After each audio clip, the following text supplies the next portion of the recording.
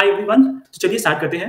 मेरा नाम है सूर्यकांत प्रसाद और मैं आप सबका स्वागत करता हूं अनुज फर्टिलिटी एंड आईवीएफ सेंटर के इस चैनल पे। Okay, so let's start. ये रहे रीजंस। क्या रीजंस है कि अब नॉर्मल इररेगुलर पीरियड्स की वजह से आपको प्रेगनेंसी नहीं आ सकती।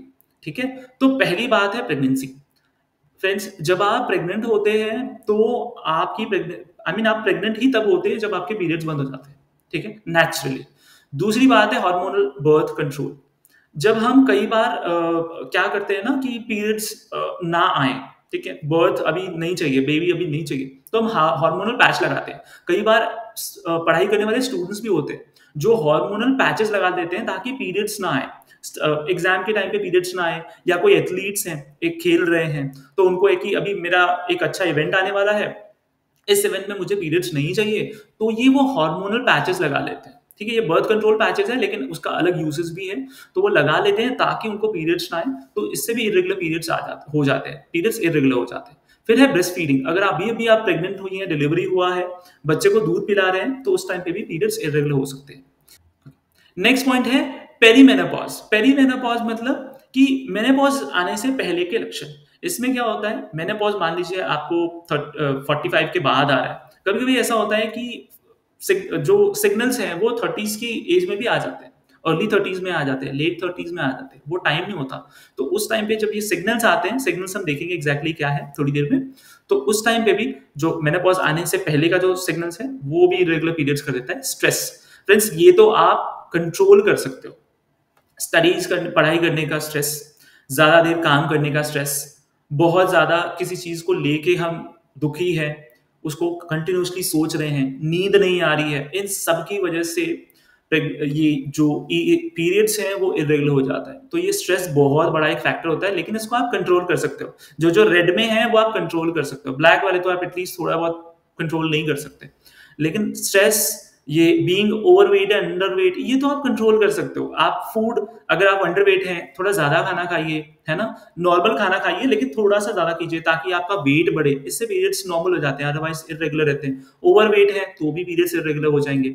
आप बहुत ज्यादा एक्सरसाइज करते हैं, राइट, आप बहुत ज्यादा मतलब आप अंडरवेट है, आपको वेट बढ़ाना है, या फिर आप बहुत ज्यादा वेट हो चुका है, आपको वेट घटाना है, तो एक दिन में हमें लगता है 6 पैक्स एब आ जाए बस। तो ये जो हम वीडियोस देखते हैं यूट्यूब पे कि बहुत जल्दी इसने 40 डेज में, 45 डेज में एब्स ला दिए, ये जो एक्सरसाइज होती है, एक्सेसिव एक्सरसाइज होती है, इसकी वजह से भी इरेगुलर पीरियड्स आते हैं।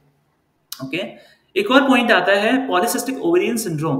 ये एक सिंड्रोम है जहां पे ओवरी में, ये देखिए यहाँ पे ये ओवरी है, यहाँ पे एग्स जो है ना बहुत छोटे छोटे छोटे छोटे एक साथ आ जाते हैं, बहुत सारे एक साथ चिपक जाते हैं। ये सिंड्रोम जो है ये स्टार्ट होता है, मतलब कई बार तो ये जेनेटिकली मतलब आपकी बॉडी में रहता ही है आपकी बर्थ से, लेकिन ये एज 16 के बाद ना ये पीसीओ की कंडीशन बहुत बढ़ने लगती है। इसका रीजन बहुत सिंपल है, इसका रीजन ये है, इसका रीजन यहाँ आता है, ये स्ट्रेस में।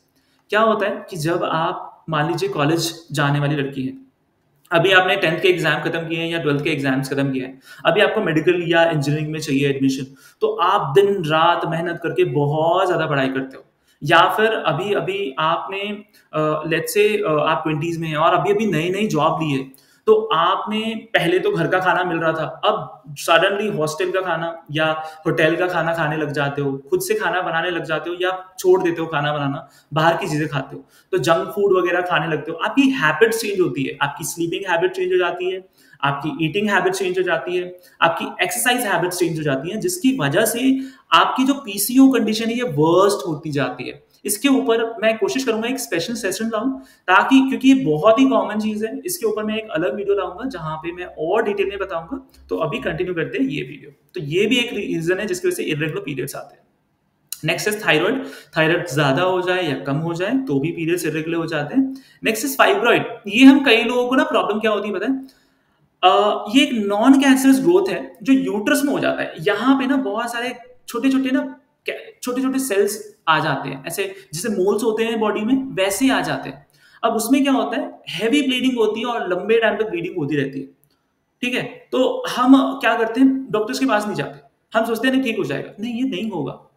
फाइब्रॉइड ऐसी चीज है जो एक बार हो गई आपकी प्रेगनेंसी में, ये बहुत प्रॉब्लम क्रिएट करते हैं, इससे बहुत ज्यादा पीरियड्स इरेगुलर हो जाते हैं। इसको जरूर आप दिखाएं डॉक्टर के पास। Next is endometriosis. एंडोमेट्रोसिस मतलब क्या, एक लाइनिंग होती है ये यूट्रस है, ओके, मैं आई थिंक कहीं लाया हूँ, ये देखिए, ये एक नॉर्मल यूट्रस है, ठीक है? और यहाँ पे आप देख रहे हैं ये जो रेड आपको एरिया दिख रहा है, ये एंडोमेट्रियम है, जो कि काफ़ी ज़्यादा बढ़ गया है, राइट? अब क्योंकि ये बहुत ज़्यादा बढ़ गया है, ये क्या करता है, ये है फ़ैलोपियन ट्यूब्स, ये देखिए। ये आपका एंडोमेट्रियम है, ये फ़ैलोपियन ट्यूब्स है ना? ये फ़ैलोपियन ट्यूब्स है या फिर ये सर्वाइकल एरिया है। अब एंडोमेट्रियोसिस में क्या होता है, ये जो लाइनिंग है एंडोमेट्रियम की, वो यूट्रस से बाहर ग्रो करनी शुरू होती है। मतलब ये यूट्रस है, राइट? इतना ही यूट्रस है। इसके बाहर जब ग्रो करना शुरू करेगा, तो अब वहां पे प्रेगनेंसी तो यहाँ होती है, राइट? यहाँ से बेबी ट्रैवल करके इधर इधर इधर आता है। अब क्योंकि यूट्रस की लाइनिंग इधर या इधर पहुंच चुकी है, यहाँ पे पहुंच चुकी है, बेबी जब इस एरिया में आता है, वो क्या करता है, वो देखता है, अरे मुझे एंडोमेट्रियम तो मिल गया, वो यहीं चिपक जाता है, या फिर नीचे आते आते वो यहाँ कहीं चिपक जाता है। अब इससे प्रॉब्लम क्या है, प्रेगनेंसी तो आ जाएगी, बच्चा यहाँ बैठे यहाँ बैठे यहाँ बैठे, कहीं भी बैठे, प्रेगनेंसी तो आने वाली है। प्रॉब्लम ये है, ये जगह उसकी बेस्ट है, ये जगह या ये जगह उसकी बेस्ट एरिया नहीं है। यहाँ पे अगर प्रेगनेंसी आती है तो उसको बोलते हैं एक्टोपिक प्रेगनेंसी, और इस केस में हमें वो एरिया कट करना पड़ता है। फिलोपियन ट्यूब्स में अगर हो जाए तो उसे कट करना पड़ता है। अब इसकी वजह से वो प्रेगनेंसी लॉस हो जाता है, ठीक है? तो इस वजह से एंडोमेट्रियोसिस भी इर्रेगुलर पीरियड करता है, और उससे जो प्रेगनेंसी हो जाती है वो मोस्टली एक्टोपिक होती है, जिसकी वजह से हमें ट्यूब्स कट करने पड़ते हैं, और बहुत सारी आगे प्रॉब्लम्स होती है जहाँ पे नॉर्मल प्रेगनेंसी ना आना, ये भी एक कारण बन जाता है।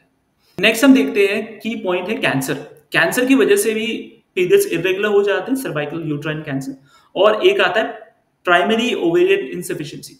इसका मतलब ये है कि ओवरीज जो है उसमें एग रिजर्व होता है। लास्ट में हमने देखा, लास्ट वीडियो में हमने देखा था कि रिजर्व एक होता है जो बचपन में ही डिसाइड हो जाता है। अब ये रिजर्व बहुत ही कम होता है या खत्म हो जाता है जल्दी से, इसकी वजह से भी पीरियड्स इरेगुलर हो जाते हैं। जब हम हार्मोनल एंगल देखेंगे इसका, तो इसके बारे में बहुत ज्यादा हम डिस्कस करेंगे कि एग्जैक्टली कौन से हार्मोन्स हैं, वो कैसे आपके पीरियड्स को रेगुलेट करते हैं, जिसकी वजह से आपके पीरियड्स कभी हाई होते हैं, कभी लो होते हैं, कभी क्रैम्प्स आ रहे हैं, कभी कुछ और हो रहा है, ये सब हम देखने वाले हैं। सो फ्रेंड्स, ये था वीडियो का एंड, जहां पे हमने बहुत सारे पॉइंट्स डिस्कस किए। थैंक यू सो मच, आप इतनी देर तक इस वीडियो को देखते रहे। मेरी उम्मीद है कि आपको ये वीडियो बहुत अच्छा लगा होगा। अगर लगा है तो do subscribe and share the video.